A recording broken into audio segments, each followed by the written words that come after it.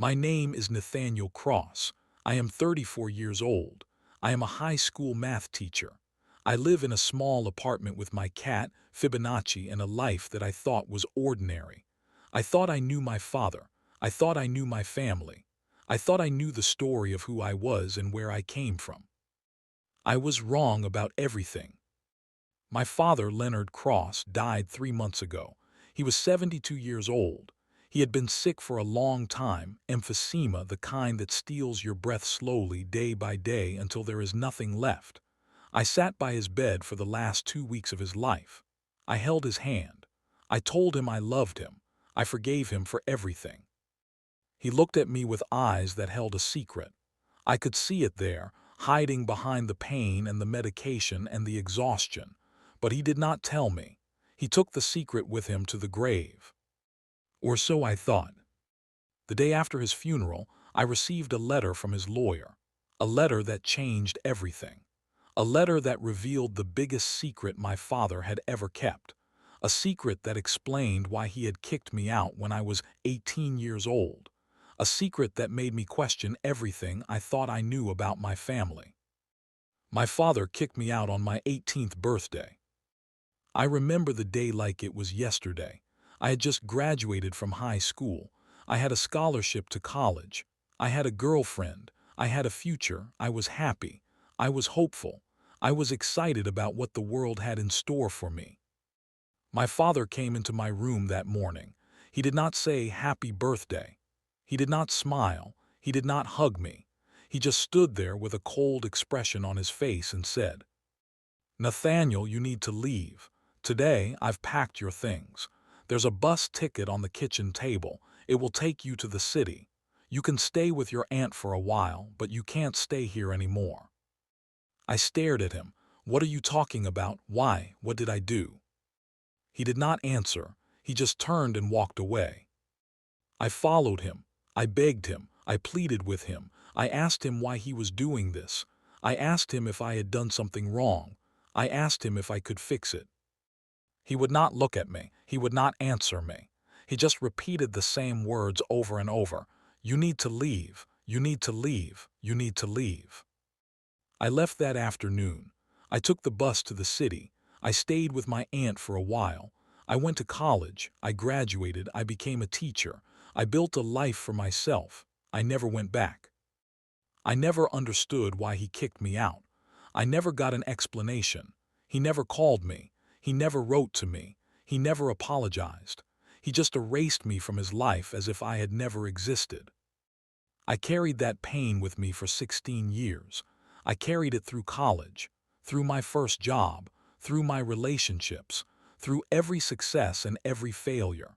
It was always there, a weight on my heart, a question that would never be answered. And then he died, and I thought the secret would die with him. I was wrong.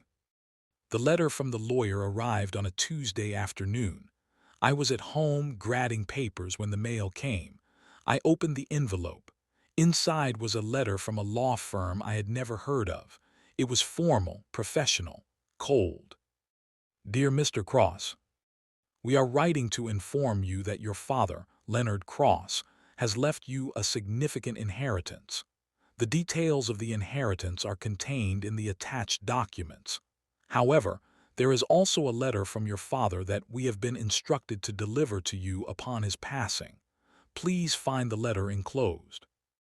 I opened the letter. It was handwritten. My father's handwriting, shaky, tired, the handwriting of a dying man. "Dear Nathaniel, if you are reading this, I am gone. I'm sorry I never told you the truth. I was a coward. I was afraid. I was ashamed. But you deserve to know. You deserve to know everything. The reason I kicked you out was not because of anything you did. It was because of something I did. Something I have never told anyone. Something that has haunted me every single day for 34 years. You are not my biological son." The words blurred in front of my eyes. I read them again and again and again. "You are not my biological son. Your mother, my wife Alina, was already pregnant when we met. She was young. She was scared. She had been abandoned by the man who got her pregnant. She had nowhere to go. She had no one to turn to. I loved her. I loved her so much. And I wanted to protect her, so I married her. I adopted you. I raised you as my own. I never told you the truth because I was afraid. Afraid you would stop loving me. Afraid you would go looking for your real father. Afraid I would lose you. But the fear was not the only reason. There was something else, something darker.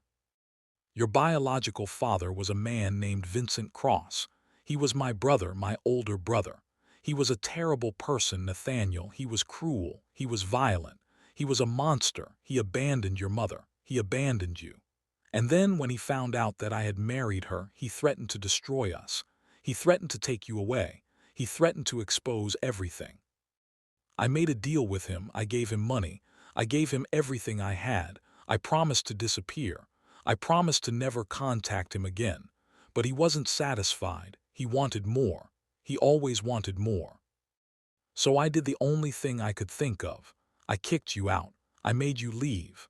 I made you hate me. I pushed you away so that Vincent would have no reason to come after you.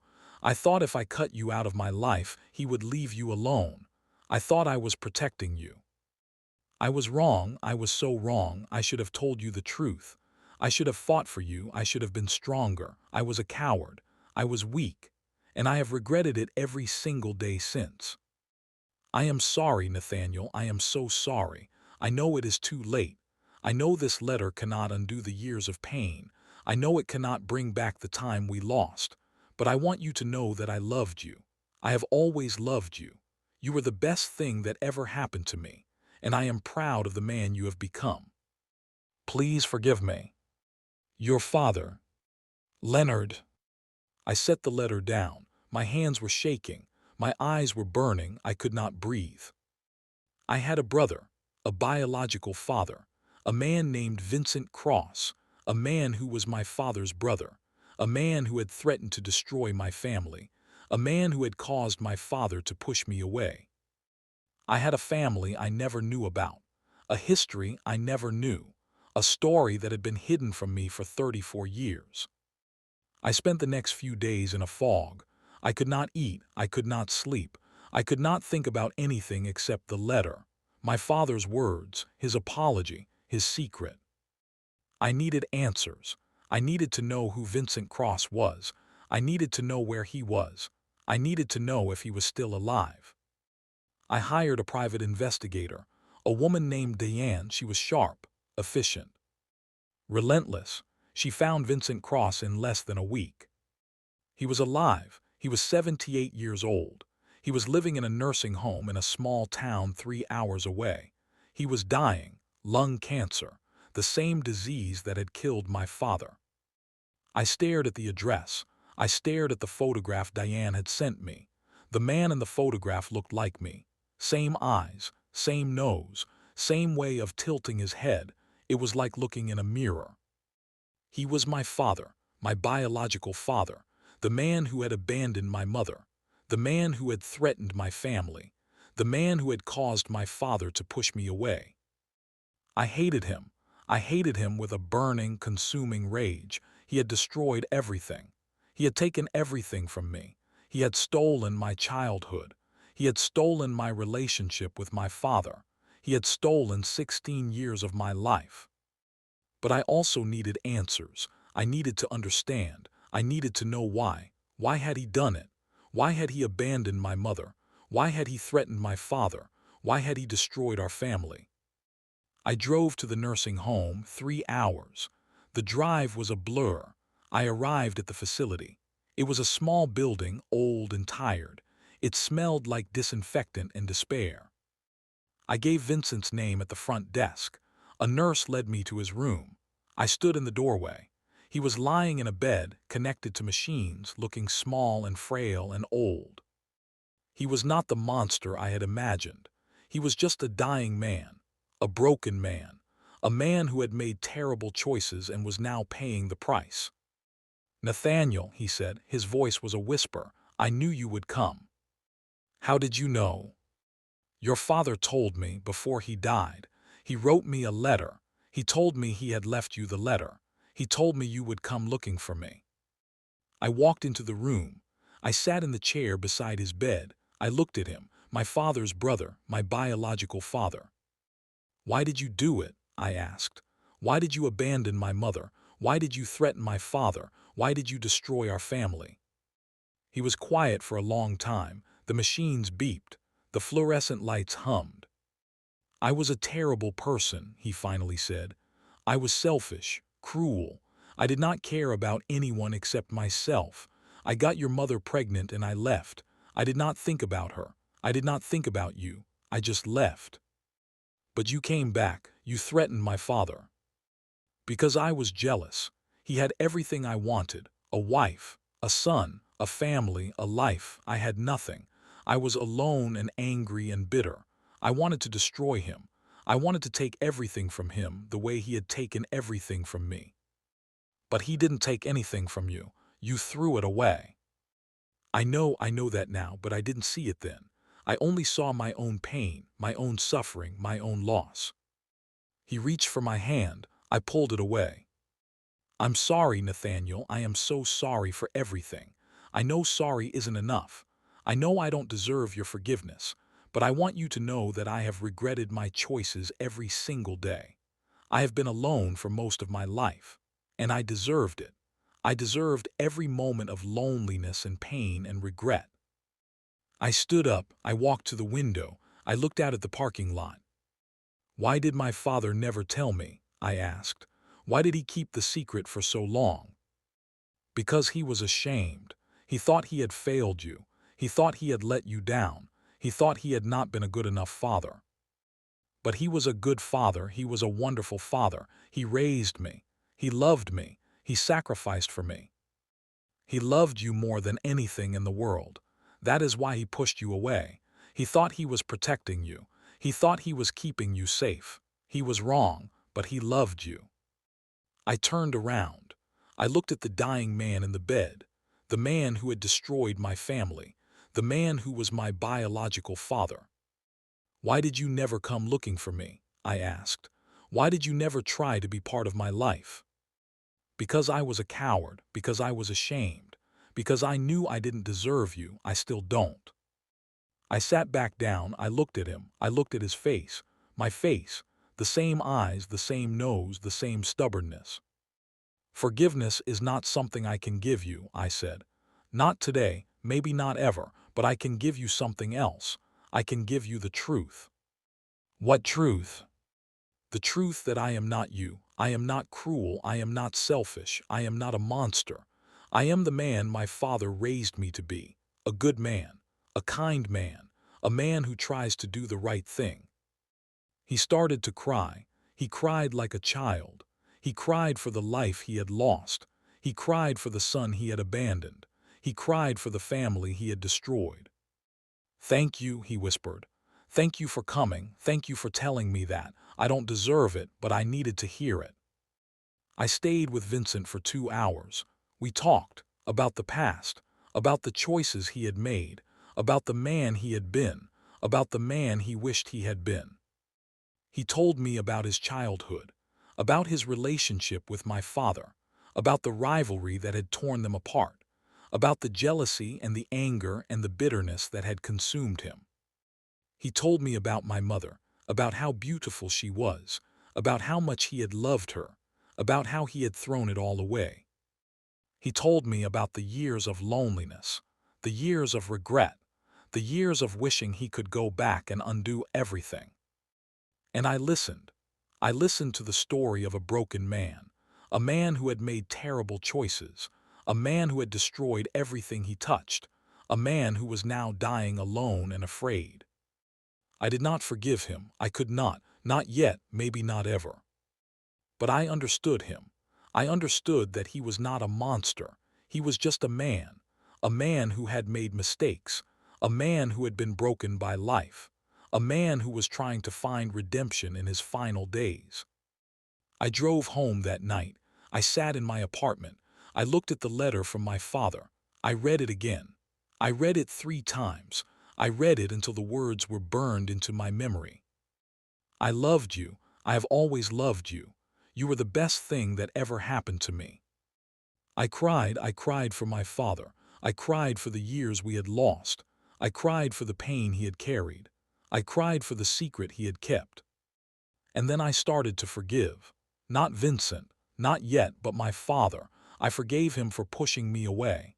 I forgave him for keeping the secret. I forgave him for being afraid.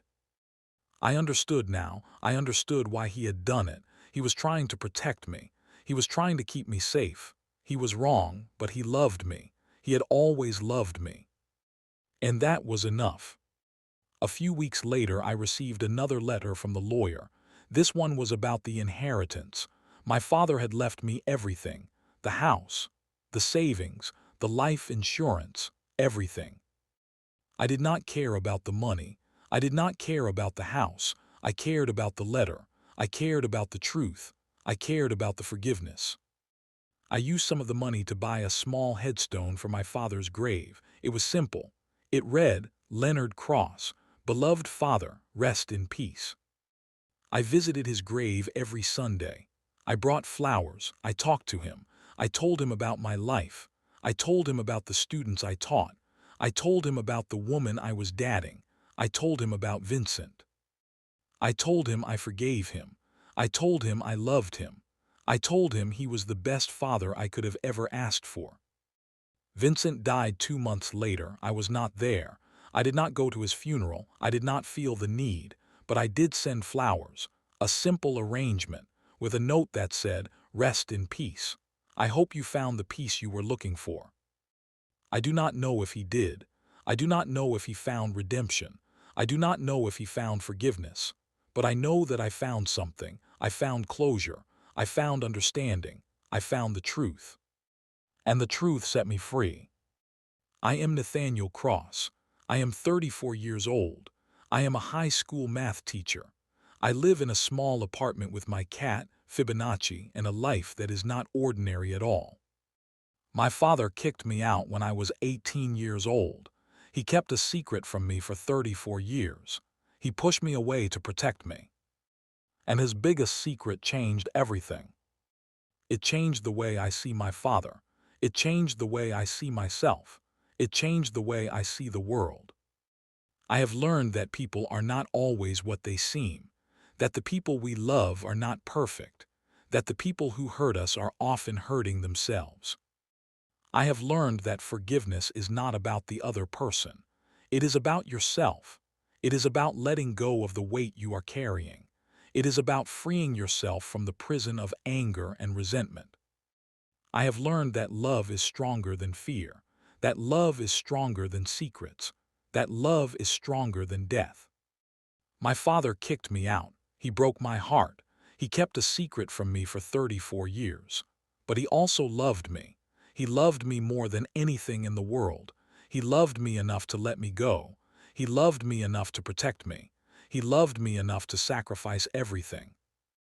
And I am grateful. I am grateful for the love. I am grateful for the sacrifice. I am grateful for the truth. The truth that set me free.